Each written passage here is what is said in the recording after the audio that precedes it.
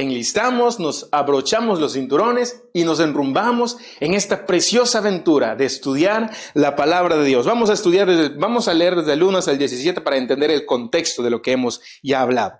Por lo cual dice, eres inexcusable, oh hombre, quien quiera que seas, tú que juzgas, pues en lo que juzgas a otro, te condenas a ti mismo, porque tú que juzgas haces lo mismo. Mas sabemos que el juicio de Dios contra los que practican tales cosas es según verdad. Verso 3. Y piensas esto, oh hombre, tú que juzgas a los que tal hacen y haces lo mismo, que tú escaparás del juicio de Dios, o menosprecias las riquezas de su benignidad, paciencia y longanimidad, ignorando que su benignidad te guía al arrepentimiento, pero por tu dureza y por tu corazón no arrepentido, atesoras para ti mismo ira para el día de la ira y de la revelación del justo juicio de Dios. Versículo 6.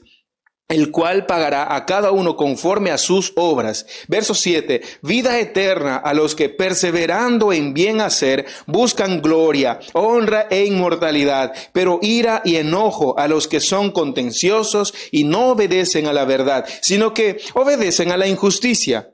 Tribulación y angustia sobre todo ser humano que hace lo malo, el judío primeramente y también al griego, pero gloria y honra y paz a todo el que hace lo bueno, al judío primeramente y también al griego. Versículo 11, porque no hay acepción de personas para con Dios, porque todos los que sin ley han pecado, sin ley también perecerán, y todos los que bajo la ley han pecado, por la ley serán juzgados. Verso 13, porque no son los oidores de la ley los justos ante Dios, sino los hacedores de la ley serán justificados, porque cuando los gentiles que no tienen ley hacen por naturaleza lo que es de la ley, estos, aunque no tengan ley, son ley para sí mismos, mostrando la obra de la ley escrita en sus corazones, dando testimonio su conciencia y acusándoles o defendiéndoles sus razonamientos. Versículo 16,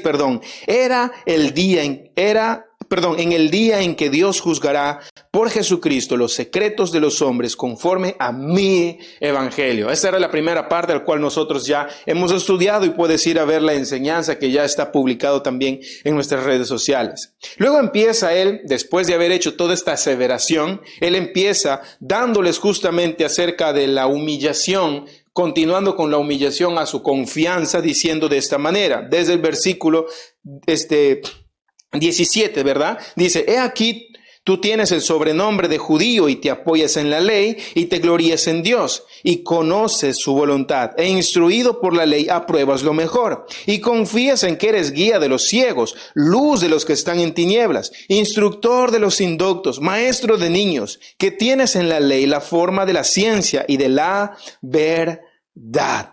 Esta era justamente uno de los privilegios que los judíos tenían o creían tener y que eran considerados pues los favoritos de Dios. Sobre este verso ya también nosotros hemos estudiado la primera parte de Humillados, que puedes ir a verlo también en nuestras redes sociales. Y empieza ya esta segunda parte, viendo ya los privilegios en sí, que abarca desde los versículos 21 hasta el versículo 24, y te invito a que juntos lo vayamos a estudiar. Dice en el verso 21, tú pues que enseñas a otro, ¿no te enseñarás o no te enseñas a ti mismo? Tú que predicas que no se ha de hurtar, ¿hurtas? Lo leemos todo y luego vamos a ir estudiando poco a poco, ¿ok? Verso 22, tú que dices que no se ha de adulterar, ¿adulteras? Tú que abominas de los ídolos, ¿cometes sacrilegio? ¿Tú que te jactas de la ley con infracción de la ley deshonras a Dios? Pues como está escrito, el nombre de Dios es blasfemado entre los gentiles por causa de vosotros. Pues en verdad la circuncisión aprovecha si guardas la ley. Pero si eres transgresor de la ley, tu circuncisión viene a ser incircuncisión. En pocas palabras, no sirve para nada. Si pues el incircunciso guardase las ordenanzas de la ley, ¿no será tenida su incircuncisión como circuncisión? Y el que físicamente es incircunciso, pero guarda perfectamente la ley, te condenará a ti, que con la letra de la ley y con la circuncisión eres transgresor de la ley. Versículo 28. Pero no es judío el que lo es exteriormente, ni es la circuncisión la que se hace exteriormente en la carne. Verso 29. Sino que es judío el que lo es en el interior, y la circuncisión es la del corazón, en espíritu, no en letra, la alabanza del cual no viene de los hombres, sino de Dios. Qué preciosa palabra el cual acabamos de leer y vamos a ir estudiando uno por uno. En esta segunda parte, es decir, de las prácticas a las cuales los judíos se abdicaban o creían que era lo suficiente para ser los favoritos de Dios, vamos a ver que existen tres tipos o tres áreas de hipocresía. La primera, que tiene que ver con que está relacionado con el octavo mandamiento, el cual tiene que ver con el hurto, el robar. Es por eso que, en pocas palabras, la primera parte del versículo 21 dice, el propósito de la ley básicamente era humillar al pecador para que admita que él ha fallado a Dios y que necesita su perdón. En pocas palabras, lo que nos está diciendo es que el propósito de la ley no es para que tú te jactes de ella, no te jactes de conocerla. ¿Qué persona que ha sido juzgado por la ley? Miremos este asunto basado en nuestro contexto. Nosotros en el Perú estamos regidos bajo leyes, ¿verdad? Que han sido estipuladas, hay una constitución que avala esas leyes, ¿verdad? Entonces nosotros vivimos sujetos a esa ley. El día en que nosotros quebrantemos esa ley, pues vamos a ser juzgados, sentenciados a causa de esa ley. Puesto que existe esa ley, pues yo soy una persona que va a ser encarcelado, soy malo en pocas palabras. Si una persona roba, la ley que nos dice, pues el robar tiene una sentencia. Yo no sé los años que tengas que ir a prisión por robar, pero está pues medido en grado de acuerdo a lo que has robado, ¿verdad? De acuerdo a lo que has hecho al momento de robar. Si has matado a alguien en este momento, en el proceso de haber robado, tu sentencia se agrava y se hace mucho más grave y cosas por el estilo. Entonces, esta sentencia está basada en la ley que ha sido estipulada. ¿Qué persona, es decir, tú has sido encarcelado, me dejo entender, has sido condenado como culpable y tienes a la ley a tu costado? En este momento, tú que eres culpable, ¿crees que la ley te va a salvar o te va a condenar? Nos va a condenar, ¿verdad? La ley nos dice, puesto que has robado, tú necesitas ir a la cárcel. Yo conozco ahora esa ley, no por el hecho de conocer que esta ley me va a juzgar porque he robado, yo pues voy a ser librado de mi condenación. Lo mismo sucedía con los judíos. Los judíos tenían el conocimiento de la ley. La ley decía, pues si robas, es un mandamiento, ¿verdad? No robarás. Ellos sabían las consecuencias de esa ley. Entonces, ellos creían que por el hecho de conocer, bueno, yo conozco la ley, la enseño, la predico, ¿verdad? La imparto ante los demás, me voy a las sinagogas, me pongo el vestido, el blanco, me pongo mi collarín, mi turbante, mi gorro, me hago ver como el que está al frente de todos, como el gran maestro, me dejo entender, y que voy a enseñar como que yo sí lo hubiese puesto en práctica. Esa era la forma en cómo los judíos se miraban ante los demás. Ellos eran orgullosos de sus tradiciones, orgullosos del hecho de conocer la ley, pero no eran practicantes en sí. Pablo viene y denuncia esto, y es lo que él habla. Tú pues que enseñas a otros, ¿no te enseñarás a ti mismo? ¿Tú que predicas que no se ha de hurtar, hurtas? Esa era una denuncia pública. Tú que enseñas, tú que te vas ante los demás y predicas con total elocuencia, jactándote que tú sí lo practicas. ¿Hurtas? ¿Tú que predicas que no se ha de hurtar, robas? Eso era justamente la denuncia que le estaba haciendo. Y era una práctica común a todos. Todos sabían básicamente las prácticas de los judíos. Había una especie de rechazo a esta forma de vida que ellos se habían establecido. Y me gustaría que tú puedas ir a ver en la Biblia que en el Antiguo Testamento también, hablando acerca del pueblo judío, ya se hablaban acerca de estas prácticas. Por ejemplo, los profetas del Antiguo Testamento ya habían hablado y describieron el robo que ellos hacían. Eso tú puedes leerlo en Isaías 56:11. El soborno para obtener, por ejemplo, los beneficios ya estaba denunciado también en el Antiguo Testamento y ellos sabían las consecuencias de eso. Lo puedes ver en Ezequiel 22:12.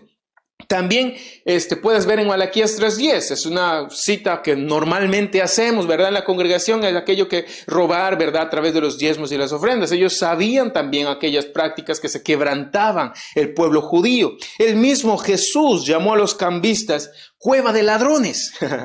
El mismo Jesús llamó a los fariseos, ¿verdad?, como aquellos que devoraban las casas de las viudas. Básicamente, lo que se está poniendo en escena es que la forma de vida, el estilo de vida que los fariseos tenían, pues estaba acompañado de robo, de hurto, al cual ellos estaban tan cegados que no se daban cuenta que estaban pues practicando tales cosas. Ellos vivían bajo ese sistema de pecaminosidad y ellos creían que el hecho de conocer, de enseñar que no se ha de robar, los excluía a la condenación de la ley misma. La ley te condena. La ley dice, vas a ir a la cárcel por tantos años por haber robado, por hurto agravado. El abogado viene, intenta defenderte, apelar, pero hay evidencias, hechos, videos, ¿verdad?, que corroboran que justamente tú has robado. Básicamente lo que la ley hace, te sentencia como culpable. Por más que tú conozcas la ley, no te libras de la condenación de la ley.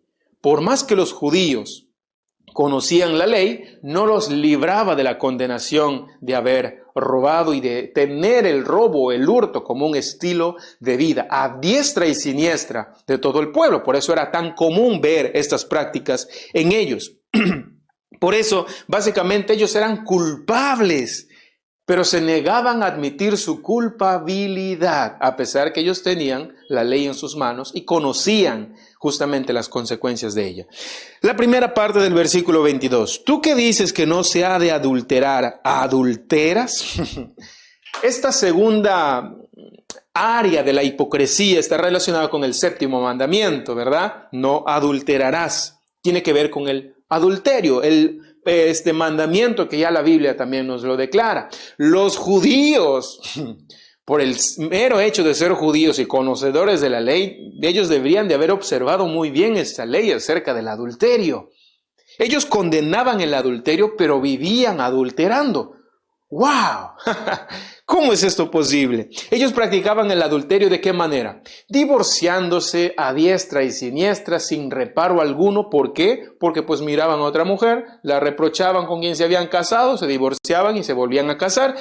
Naturalmente era por el tema del dinero. Como esa persona me aseguraba mucho más recursos económicos, pues me divorcio de esta persona y me caso con aquella. Y así se podían divorciar vez tras vez las veces que ellos creían que era sujeto a la ley. Habían hecho su propia interpretación con respecto al divorcio. Eso es lo que habían hecho ellos. Habían puesto una interpretación por encima de la que Dios ya había establecido en su palabra. Y por eso de esta manera ellos cometían este pecado del adulterio arbitrariamente, divorciándose vez tras vez. Por razones a veces que son es como unas razones insignificantes, por cosas tan sencillas, porque simplemente a veces las mujeres les aburrían, pues me divorcio de esta, o a veces le levantaban la voz, me divorcio de esta. Buscaban excusas tontas para divorciarse de la persona con quienes ellos habían casado. Jesús enseñó acerca del divorcio, excepto cuando había infidelidad que resultaba en adulterio, ¿verdad? Él enseñó acerca de eso. Vaya conmigo, por favor, para que no crea que te estoy mintiendo, a Mateo capítulo 5, versículo 32. Mateo 5, versículo 32. Dice la Biblia así: pero yo os digo que el que repudia a su mujer, a no ser por causa de fornicación, hace que ella adultere, y el que se casa con la repudiada comete adulterio. Entonces, era una práctica tan común. Es por eso que habían casamientos, recasamientos con aquello. Luego ahora me toma a la mujer que fue de tal fulano. Había una especie de tallarío, una mezcladera que ya se había perdido el sentido del propósito del matrimonio. Es por eso que Jesús viene y dice: pero yo os digo que el que repudia a su mujer, porque estas personas repudiaban a su esposa por excusas tontas, como les digo, por sin razones, y está ahí la Biblia, y Jesús también lo denuncia. Vaya un ratito conmigo a Mateo versículo 19, Mateo 19, versículo 9. Y la Biblia dice así: y yo os digo que cualquiera que repudia a su mujer, salvo por causa de fornicación y se casa con otra, adultera, y el que se casa con la repudiada, adultera también. Y sigue con esta enseñanza Jesús para dejar en claro que su propósito, el propósito del matrimonio es para que dure toda la vida, no para que el momento en que te canses de ella o en que te canses de él, pues decidas hasta aquí nomás y asunto arreglado, porque nosotros hemos creído que el sistema que este mundo nos ofrece para casarnos, que tiene que ver con un contrato, ¿verdad? Este contrato dice, pues hacemos una firma y establecemos un contrato matrimonial y cada uno pues va a su familia, cría a sus hijos, pero el día en que ya pues se cansan, se aburre, este contrato se puede romper. Lo contrario a lo que nosotros creemos no es un simple contrato, es un pacto matrimonial. Es un pacto matrimonial. Y este pacto que Dios nos permite disfrutar, Él nos da con un propósito de duración de toda la vida. De toda la vida que estemos aquí en esa tierra. Dice que solamente este pacto se rompe cuando una persona pues muere. Y obviamente aquí nos da unas razones también a causa, por ejemplo, de adulterio, que son pues asuntos individuales que tienen que ser tratados de esa forma, de esa individualidad. No hacer como una especie de estándar para que todo el mundo, mire cómo se divorció, entonces yo tengo carta abierta para el divorcio. Cada una de estas razones o cosas que suceden dentro del ámbito matrimonial, obviamente tienen sus tratos personales e individuales, y en las que vamos a ir tratando y leyendo la Biblia en qué forma puede ser tratado este asunto. Porque muchas veces se ha confundido, vamos a hacer un paréntesis aquí para arreglar este asunto, porque muchas veces se ha creído, por ejemplo, que dentro de la iglesia nosotros avalamos, por ejemplo, el maltrato, pero la Biblia dice que no te debes de divorciar, pero vas a vivir una vida así, maltratado por un hombre que te maltrata toda la vida. ¿Estás dispuesto tú a vivir de esta manera? La Biblia también nos da bases suficientes para que tu vida, tu integridad esté pues por encima justamente de haber tú enlistado un pacto con una persona que no te convenía. ¿Estás tú a punto de perder la vida con un hombre tan malo como él o una mujer tan mala como ella? Necesitas arreglar y ponerte a cuentas con Dios en este asunto, porque no se hizo a la forma de Dios y necesitas ponerte a cuentas con Él. ¿Me dejo entender? Por eso es que en la iglesia nosotros no avalamos ningún tipo de violencia en la familia. No confundas eso. Entonces, lo que la Biblia tiene y nos manifiesta es que el propósito del matrimonio es que dure toda la vida. Pero nosotros como seres humanos transgredimos, quebrantamos esta ley, la echamos a perder. Y Dios nos da bases suficientes para que en el desorden que tú has causado, pues se pueda reparar, se pueda arreglar, puedan haber vidas cambiadas, puedan haber vidas transformadas, restauradas, matrimonios restaurados. Me dejo entender. Hijos que han sido librados de condenaciones a golpes, a maltratos, humillaciones, a vejaciones, a mujeres que fueron libradas de que todas las noches fueron violados por sus esposos. Y sí, esto sucede. Estas cosas suceden dentro del ámbito matrimonial y básicamente la Biblia viene como una espada muy afilada y viene y salva lo que tiene que salvar. Destruye aquella oscuridad, aquella pandemia que están dentro de los matrimonios y Él saca a relucir el pecado y Él justamente limpia a los que están ya moribundos a punto de fallecer y los levanta, restaura sus vidas. Me dejo entender. Eso es lo que hace Dios. Entonces, básicamente, los judíos habían creído pues que el matrimonio ya era pues, es un producto básicamente cambiable, que cualquiera lo puede comer, lo disfruto y bueno, después lo retiro y lo tiro. No es así. El propósito del matrimonio tiene una duración para toda la vida aquí en esta tierra. Es por eso que Jesús lo denunció. El último verso que quiero que veamos, por favor, vaya nuevamente a Mateo capítulo 5 otra vez. Mateo capítulo 5, versículo 28. Versículo 28. Y mira lo que él hace. Dice, pero yo os digo que cualquiera que mira a una mujer para codiciarla, ya adulteró con ella en su corazón. Como ellos, los judíos, pues habían roto ya este contrato porque ya no era un pacto. Habían roto este contrato. ¿Verdad? Pues ahora sí puedo irme a hacer un nuevo contrato con esta otra persona, me puedo acostar con ella con libertad, ya no es, ¿verdad?, adulterio. Pero Jesús viene y levanta los estándares, ¿verdad?, de este asunto de la ley, y él dice, pues que cualquiera que mira a una mujer para mirarla y codiciarla con ella, a ella, ¿verdad? En su corazón. Yo digo que él ya cometió adulterio. Ya cometió adulterio. A este nivel levanta Jesús el estatus o el estatus de esta ley acerca del adulterio. En pocas palabras, Él nos está diciendo, hijo, eres culpable. En pocas palabras, eres culpable. Eres culpable. Necesitas restauración. Necesitas un Salvador. El orgullo ha permitido que tú no reconozcas que necesitas un Salvador. Necesitas ayuda. Y luego la tercera parte del área de la hipocresía está en esta segunda parte del verso 22.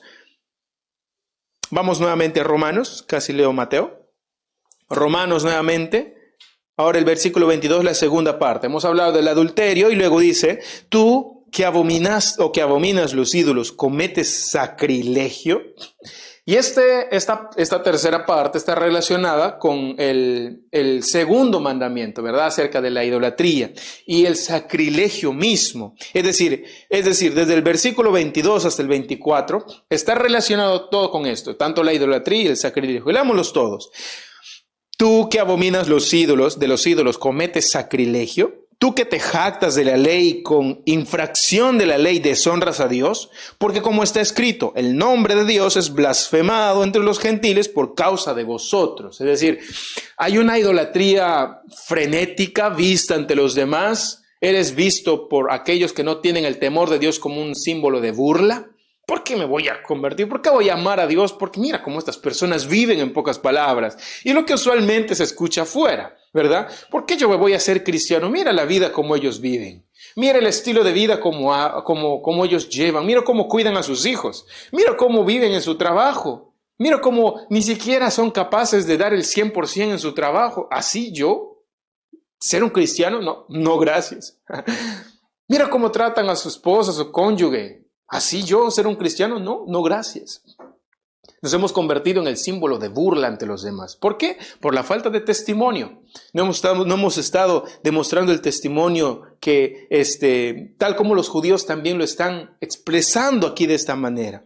La nación judía básicamente había caído en idolatría siglos y siglos antes de lo que ellos habían sufrido, lo que se llama la cautividad.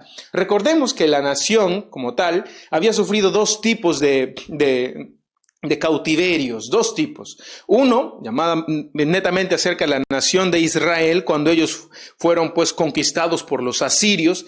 22 años aproximadamente ellos estuvieron en cautividad. ¿Dónde? En Nínive. Ahí estuvieron ellos siendo cautivos por Nínive. Y acá es donde se pierde lo que se conoce o se cree que se pierde el rastro de las 10 tribus de Israel. Se quedan básicamente con la tribu de Leví y con la tribu de Judá.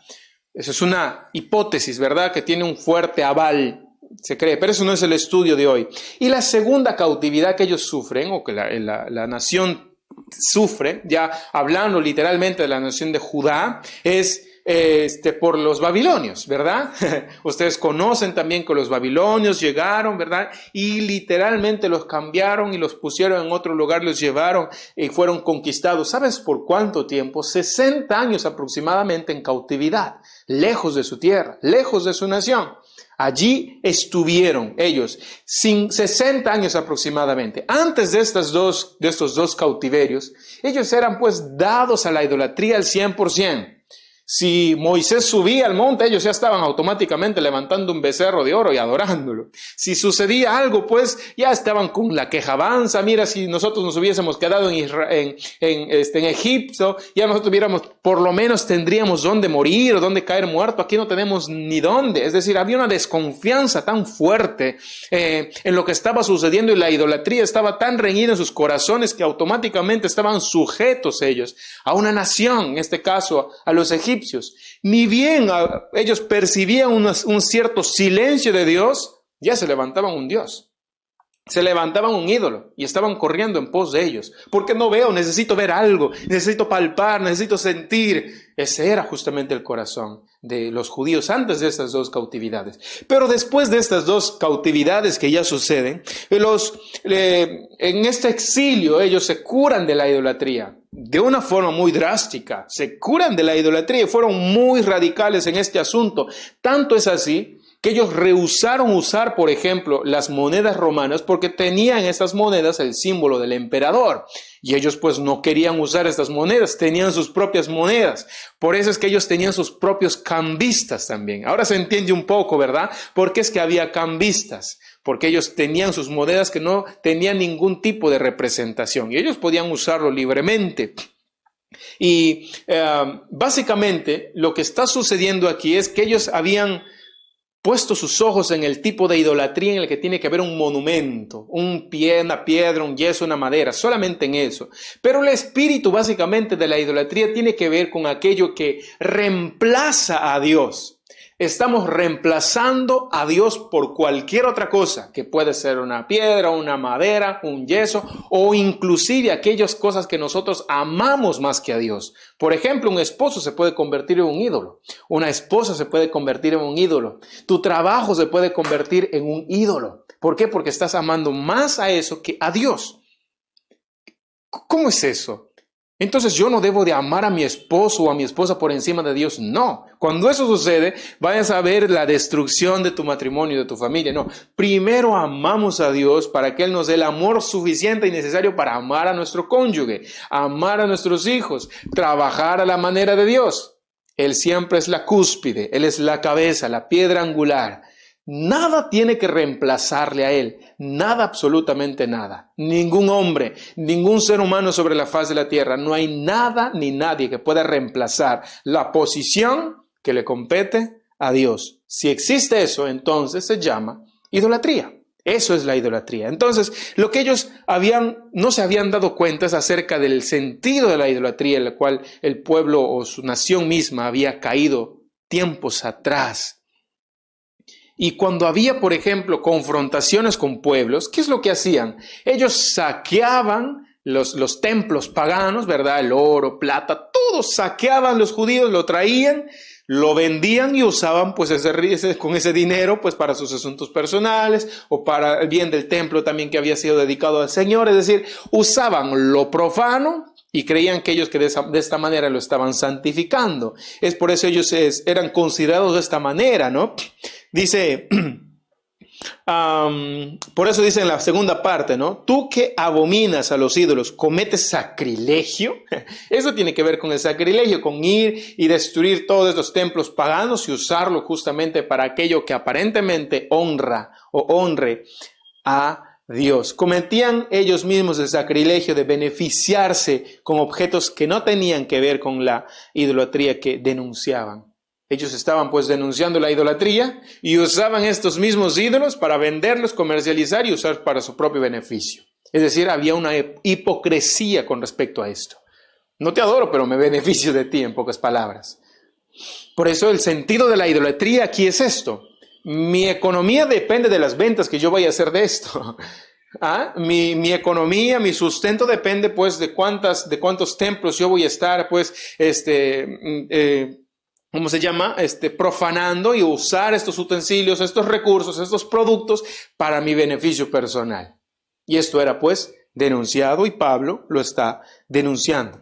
Los versículos 23 y 24 vamos a leer, dice, pues en verdad la circuncisión aprovecha si guardas la ley, pero si eres transgresor de la ley, tu circuncisión viene a ser incircuncisión. Es decir, ellos se jactaban de la ley, pero estaban deshonrando a Dios por su desobediencia. Es decir, su profesión en contraste a su realidad. La profesión que ellos tenían, es decir, yo soy pues el maestro, y la realidad no practico nada de lo que enseño. Había un contraste ahí, muy raro, en pocas palabras. La profesión, él es el maestro, y la realidad, no practico lo que estoy yo enseñando a los demás. Vamos por favor a leer una serie de versículos que nos van a ayudar a entender este pasaje, estos dos pasajes que acabamos de leer, tanto el 23 y el 24. Vaya conmigo por favor al libro de Isaías, Isaías capítulo 29. Isaías 29.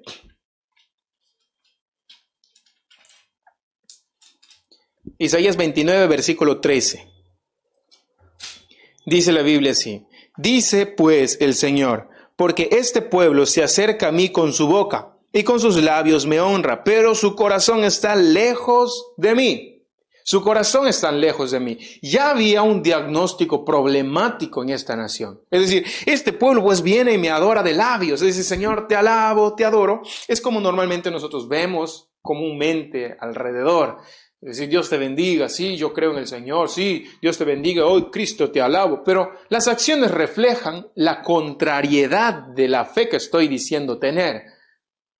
Lo que Dios está demandando aquí es que exista una relación estrecha, unánime, sana entre lo que estás hablando y lo que estás practicando. Si tú me alabas de labios, también lo deberías hacer de corazón. No solamente alábame de labios y de expresiones y de movimientos, sino tu alabanza tiene que estar desde el corazón, porque de aquí es lo verdadero, de aquí es el reflejo de lo que hacemos externamente, porque si no, se llama hipocresía.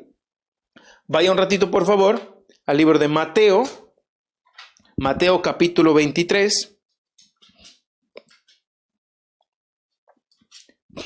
Mateo capítulo 23, versículo 13. Mas hay de vosotros, escribas y fariseos hipócritas, dice, porque cerráis el reino de los cielos delante de los hombres, pues ni entráis vosotros, ni dejáis entrar a los que están entrando. Mira lo que dice más adelante, hay de ustedes, hay de vosotros, escribas y fariseos hipócritas, porque devoráis las casas de las viudas, y como pretexto hacéis largas oraciones, y por esto recibiréis mayor condenación. Ay de vosotros, escribas y fariseos hipócritas, porque recorréis mar y tierra para hacer un prosélito, y una vez hecho, le hacéis 2 veces más hijo del infierno que vosotros. Es decir, la enseñanza que tú estás impartiendo, pues es la incorrecta. Tú has tenido un afán de correr mar y tierra buscando convertir prosélitos, es decir, hacer que los gentiles se conviertan al judaísmo. Y tú has enseñado las prácticas, has moldeado entre los demás que es necesario la circuncisión, ¿verdad? Y tantas otras cosas que son externas, y lo que no les has enseñado es la verdad. Necesitas tú arrepentirte de la conducta que has tenido, en pocas palabras. Mira lo que dice ahora en Juan capítulo 4, versículo 24. Juan capítulo 4, versículo 24. Dice la Biblia así, Dios es espíritu, y los que le adoran en espíritu y en verdad es necesario que le adoren. Dios es espíritu, y como es espíritu, es necesario que nosotros le adoremos en espíritu y en verdad.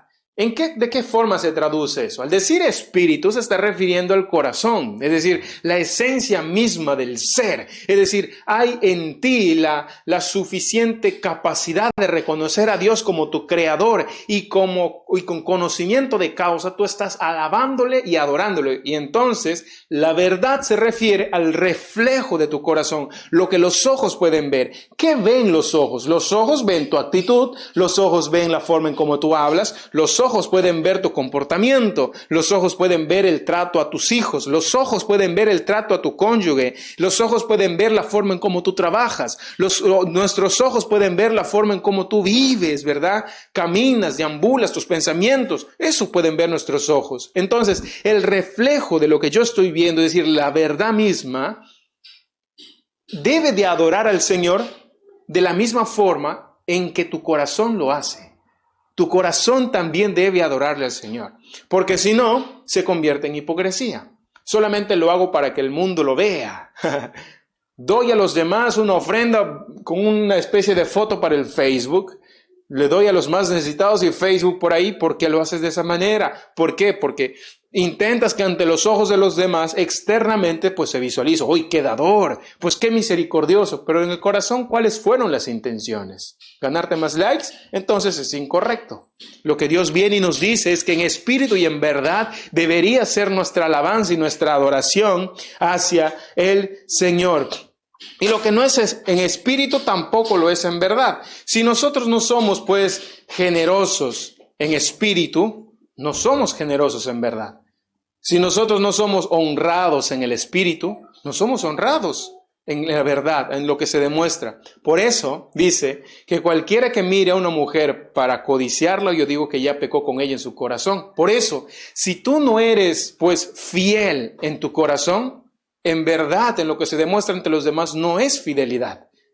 Me dejo entender. Eso es lo que Jesús nos está diciendo en pocas palabras. Los preceptos humanos que convierten la libertad en esclavitud y el gozo en cargas miserables. Eso es lo que hacían los judíos. Se iban recorriendo mar y tierra, ganando prosélitos y poniendo sobre ellos cargas miserables, convirtiendo la libertad en esclavitud, esclavos a ciertas prácticas que ni siquiera Dios lo había considerado. Y eso es lo que vivimos, por ejemplo, ahora. Una esclavitud que ha sido dada y puesta en la mente, en el corazón del ser humano, a lo mejor no como una esclavitud abierta, que está de repente explícita, sino bien subjetiva, está ahí como que intentando llegar y esclavizar la mente de los seres humanos de una forma muy sutil, en nuestra forma de vestir, en nuestra forma de hablar, en qué programas yo tendría que ver, qué cosas yo tengo que beber, con quiénes tengo que relacionarme, ¿verdad? ¿A qué colegios debo asistir? ¿Qué carreras debo estudiar? Y como que nos están a nosotros pues privando de aquello que Dios nos da a nuestro ejercicio de libertad.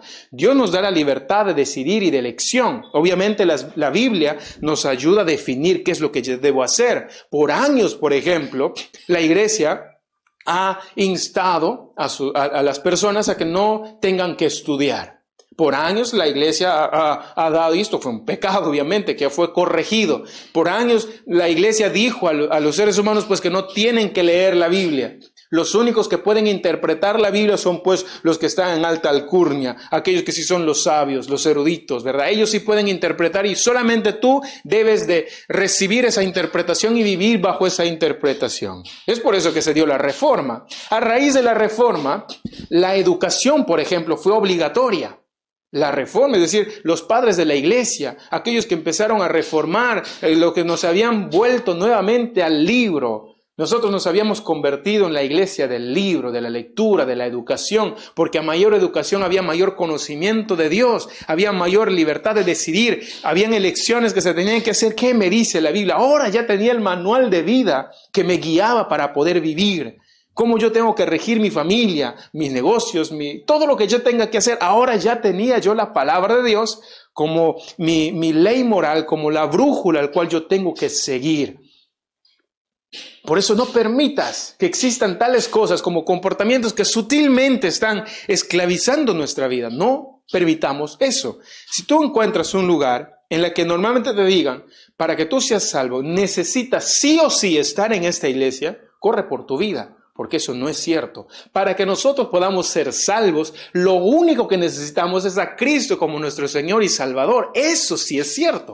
Si la iglesia, la institución está puesto como una condición para que tú seas un hijo de Dios, no es cierto, no es bíblico. No es así. Formamos sí parte de una iglesia universal, es decir, todos los que reciban a Cristo en su corazón, formamos automáticamente parte de la iglesia universal, ¿verdad? Nosotros formamos parte de esa iglesia en la que Cristo es la cabeza. Dentro, internamente, ya pues nos reunimos en comunidades y tú puedes ponerle el nombre que tú quieras, casi como la iglesia Esmirna, Agua Viva, o el nombre que tú desees, pero estas comunidades no son pues en el sentido de que si tú necesitas sí o sí formar parte de esta congregación para ser salvo. No, nosotros no somos una iglesia condicional. Nosotros somos una iglesia en la que vivimos ya, servimos en esa iglesia porque hemos recibido a Cristo en nuestro corazón. La iglesia no es la condición para recibir a Cristo. No es así. Amén. No es así. Por eso es que servimos en la iglesia con libertad. Vamos y podemos servir en el lugar donde Dios nos posiciona, porque ya nosotros tenemos a Cristo en nuestro corazón. Buscamos nosotros generar esta comunidad. Servimos con toda esa alegría, esa pasión.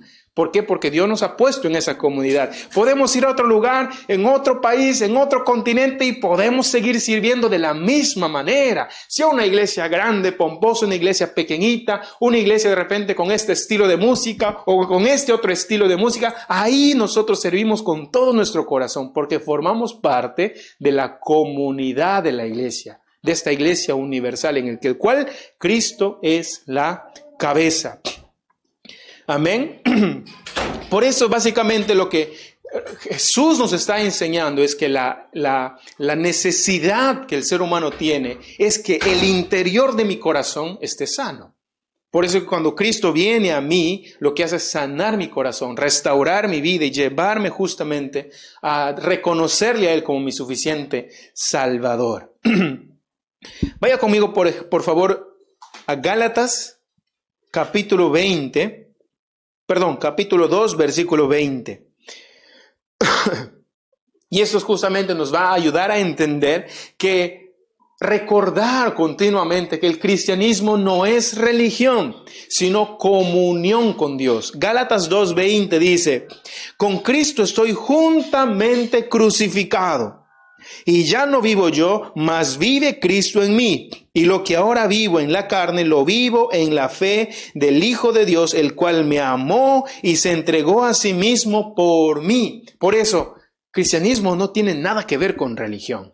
Cristianismo es comunión, no institucionalización. Tú formas parte de esta institución, porque lo que hoy sucede, en estos tiempos sucede, es que existen instituciones eclesiales, ¿verdad? Que obviamente tienen el propósito de formar estas comunidades, pero la institución nunca debe posicionarse como una razón más o como un condicionante para yo recibir, yo ser pues salvo. No, Jesucristo es el único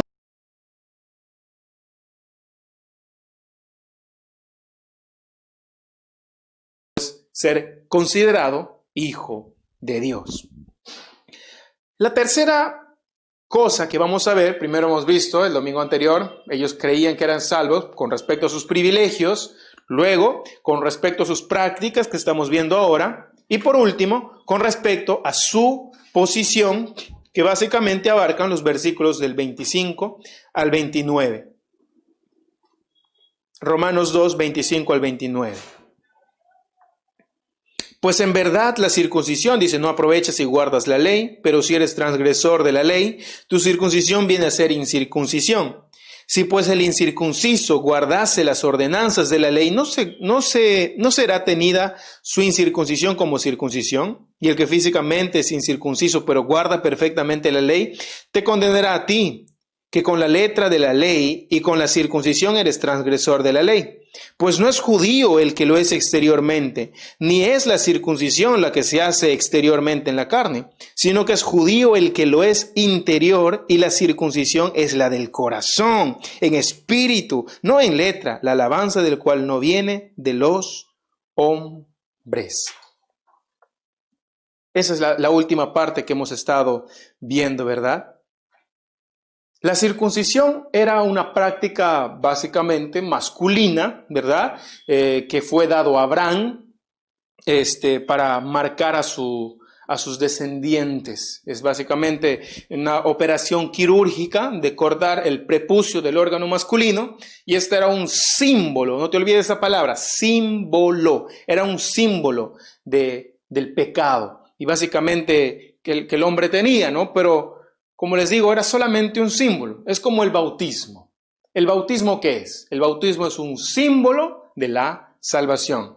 La comunión de la Santa Cena, el partimiento del pan y compartir el vino, ¿qué es eso? Es un símbolo también con respecto a nuestra salvación, en este caso acerca de la muerte de nuestro Señor Jesucristo, que nosotros recordamos. No es que cuando comemos el pan estamos comiendo literalmente la carne de Cristo, no sucede eso. Es un símbolo, es un recordatorio, por eso lo dice, ¿no? Para que lo hagan en conmemoración mía, para recordar aquello que Cristo ha hecho. Y nunca nos olvidemos de ese padecimiento. Pero el valor de la circuncisión era válido solamente si ellos practicaban la ley de forma perfecta. Si practicaban la ley de forma perfecta, solo entonces, pues la circuncisión tenía sentido y valía algo. Pero si no practicabas la ley perfectamente, pues no tenía sentido. En pocas palabras, la circuncisión seguía convirtiéndose en un símbolo, mas no en un condicionante para nuestra salvación. No por el hecho que te hayas circuncidado significa que eras salvo, no. Eso es lo que Pablo nos está diciendo aquí, pues en verdad la circuncisión aprovecha si guardas la ley. Si eres transgresor de la ley, tu circuncisión viene a ser incircuncisión. En pocas palabras, no sirve para nada. Sin una obediencia perfecta, un judío es igual que cualquier otro pecador y está necesitando un salvador. Eso es la realidad. Esto contradijo a muchas enseñanzas judías, básicamente, que decían, por ejemplo, lo que hablaban ahí en ese entonces los judíos era: ningún hombre judío circuncidado verá el infierno. Eso es lo que ellos creían. Pero Pablo dice, no, si a menos que tú guardes la ley perfectamente, entonces valen algo tu circuncisión. Si no, es incircuncisión la que tú tienes. Mira, por favor, un ratito conmigo el libro de Hechos. Hechos capítulo 7. Versículo 51. Este es Hechos capítulo 7, versículo 51.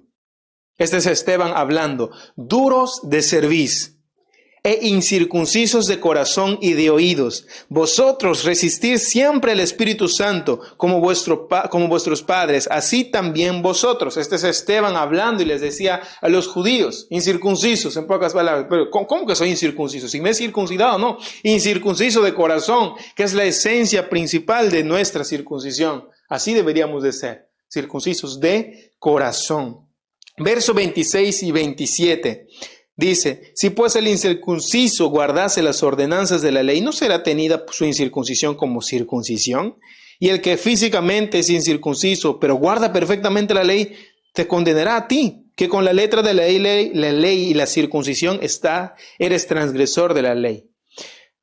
En pocas palabras, si un gentil que no se ha circuncidado llegara de repente por hipotética razón a guardar toda la ley, él es mucho más circunciso que tú. Tú eres un incircunciso por haber puesto tu confianza en la circuncisión y en el guardar la ley. Este gentil que no ha sido circuncidado, pero sí guarda la ley a la perfección, él sí te avergonzará a ti, que has preferido poner tu confianza en cualquier otra cosa menos en lo que la ley demanda, es decir, el cumplimiento perfecto de la ley.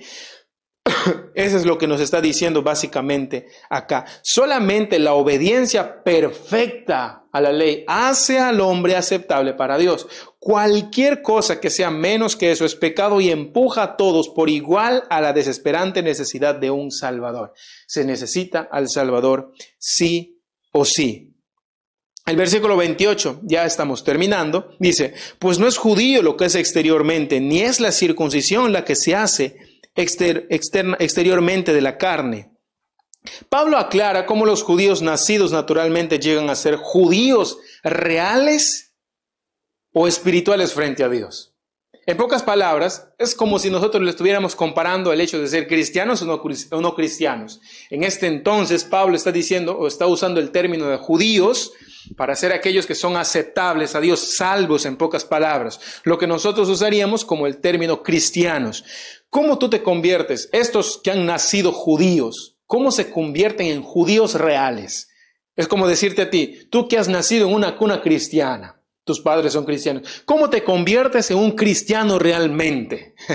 ¿Cómo puedes convertirte en un cristiano realmente? Eso es lo que nos está diciendo Pablo. Pues no es judío el que lo es exteriormente. No eres cristiano por haber nacido en una cuna cristiana, no.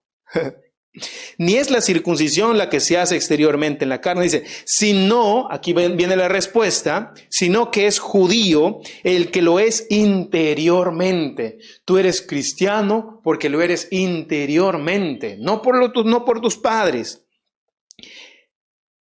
Interiormente, dice, sino que es el judío lo que es interiormente, y la circuncisión es la del corazón, en espíritu, no en letra, la alabanza del cual no viene de los hombres, sino de Dios. Esto es lo realmente extraordinario. Ellos, si tenían sus hijos, estipulaban, ¿verdad?, la circuncisión como un medio para la salvación. Es decir, había una alabanza, es decir, había una confirmación, tú eres salvo. ¿Por qué? Porque eres judío y porque te has circuncidado. Esta alabanza o esta afirmación no tiene que venir de los hombres. Esta alabanza y esta afirmación viene de Dios. Mi hijo amado eres tú. ¿Por qué Él nos confirma que somos sus hijos? Porque Él ha puesto una fe suficiente y necesaria en nuestro corazón para responder a Él, responder al Hijo llamado Jesucristo como nuestro único Salvador y suficiente mediador y Salvador, porque solamente a través de Él podemos ser salvos. Nos adelantamos un poquito, que vamos a ver más adelante, Romanos capítulo capítulo 9, versículo 6, él aclara lo que está diciendo acá. Dice, no que la palabra de Dios haya fallado, porque no todos los que descienden de Israel son israelitas. Me dejo entender. No todos los que descienden de Israel son israelitas. Él está apuntando a la esencia de ser israelitas, ¿verdad? De la nación escogida por Dios, esa nación que ha sido separada para Dios, aquellos que pues están en el corazón de Dios, sirviéndole fielmente. A esos justamente está apelando Pablo aquí en este asunto. Por eso dice, no es judío el que lo es exteriormente, sino el que es interiormente. No es cristiano el que nace o el que va a una congregación. No es cristiano el que alaba. No es cristiano el que toca la guitarra en el culto. No es cristiano el que pues ora por bendecir los alimentos. No, un cristiano es aquel que ha nacido de nuevo. En el corazón tiene un corazón renovado. Ha nacido de nuevo. Necesitas nacer. A veces usamos, por ejemplo, ese término de cristianos, como les estoy diciendo, de manera similar a como se usaba en ese entonces el término judío. No todos los que dicen ser cristianos son verdaderamente cristianos, en pocas palabras. Así es la realidad.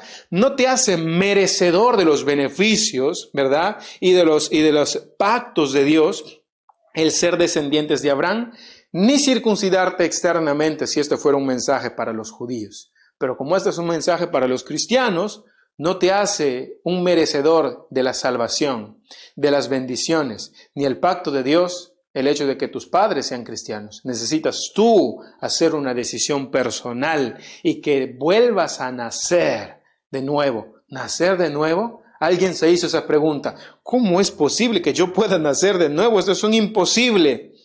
No podría hacerlo. Este hombre es Nicodemo. Él le preguntó al Señor, ¿yo nacer, no regresar nuevamente al vientre de mi madre? No, Jesús le enseña, el que no nazca de nuevo, es decir, del agua y del Espíritu, un nacimiento, una renovación. Tienes que nacer de nuevo. Es decir, tu corazón es pues literalmente liquidado y Dios nos pone un corazón nuevo. Él cambia el corazón de piedra a un corazón de carne que es sensible ante la presencia de Dios, que le reconoce a Él. Es decir, hay una obvia razón en apuntar a la esencia del corazón. ¿Cómo está tu corazón? Y no es solamente un asunto del Nuevo Testamento. También ya el Antiguo Testamento revelaba esta necesidad. Vaya un ratito, por favor, conmigo a Jeremías. Jeremías capítulo 32, versículo 39. Dice así, y les daré un corazón y un camino para que me teman perpetuamente, para que tengan bien ellos y sus hijos después de ellos. Es decir, hay una necesidad de un corazón nuevo, un corazón renovado. Más adelante, por favor, Ezequiel capítulo 36, versículo 26 y 27. Nuevamente dice, os daré corazón nuevo y pondré espíritu nuevo dentro de vosotros y quitaré de vuestra carne el corazón de piedra y os daré un corazón de carne y pondré dentro de vosotros mi espíritu y haré que andéis en mis estatutos y guardéis mis preceptos y los pongas por obra. Solamente podemos hacer esto siempre y cuando el Espíritu Santo viva, mora entre nosotros. Dime si esta profecía no fue cumplida en el momento en el que estaban, le dijimos el domingo anterior, ¿verdad? En el lugar, el aposento alto y un momento a otro viene un estruendo como de un viento recio que soplaba. Este cumplimiento llegó a cumplirse. Y desde ese momento en adelante nosotros tenemos al Espíritu Santo morando en nuestro interior desde el momento en que recibimos a Cristo como nuestro Señor y Salvador. Él viene y mora en nuestro interior y vive aquí. La circuncisión en la carne era la manifestación visible de lo que Dios había hecho en el corazón de los verdaderos creyentes. Esa debe ser nuestro anhelo, el mostrar justamente lo que hay en nuestro corazón. Y eso nos lleva todos los días a perseverar, a caminar, a pedir ayuda al Señor, a que Él nos pueda fortalecer nuestra vida, que Él pueda ir levantando cada área que ha sido de repente debilitada. Señor, fortaléceme, ayúdame. Di, yo estoy débil, pero tu palabra dice, di, el débil fuerte soy. Así que, Señor, apelo a ti en esta debilidad que estoy. Necesito tu ayuda. Ese es un reconocimiento constante del Señor.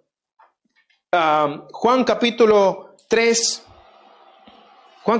3, vaya por favor conmigo, Juan capítulo 3, versículo 5. 3, versículo 5. Respondió Jesús, de cierto te digo, que el que no naciere de agua y del Espíritu no puede entrar en el reino de Dios. Versículo 8. El viento sopla de donde quiere y oye su sonido, mas ni sabes de dónde viene ni a dónde va. Así es todo aquel que es nacido del Espíritu. Hay una relación espiritual entonces, no una relación externa, ¿verdad? Llevada en práctica solamente en obras muertas que no tienen sentido, a menos que exista una relación espiritual con Dios. Entonces todo lo demás va a ser evidente. Regresa ahí en Juan capítulo 1, versículo 13. Juan 1:13 dice, los cuales no son engendrados de sangre, ni de voluntad de carne, ni de voluntad de varón, sino de Dios. Son engendrados entonces a voluntad de Dios. Él nos hace nacer de nuevo. A Él le plació que naciéramos de nuevo. A Él le plació que tú tengas un encuentro personal con su Hijo amado Jesucristo. A Él le plació. Y oro para que tú puedas ser movido a misericordia y tú puedas ver esa necesidad que tienes de Cristo, de correr hacia Él, de buscar su rostro, de aceptarle en todas las decisiones que tomes. Él es aquel que necesitamos como nuestro estandarte de vida, como aquel único y suficiente Salvador. Muchas gracias por haber recibido este mensaje. Espero que haya bendecido tu vida. Espero que haya confrontado tu situación actual también. Porque no se es judío el que es externamente. No se es cristiano el que es externamente, sino el que ha nacido de nuevo. Es decir, hay un nacimiento en el corazón, una circuncisión del corazón. Te invito a vivir entonces de esa manera.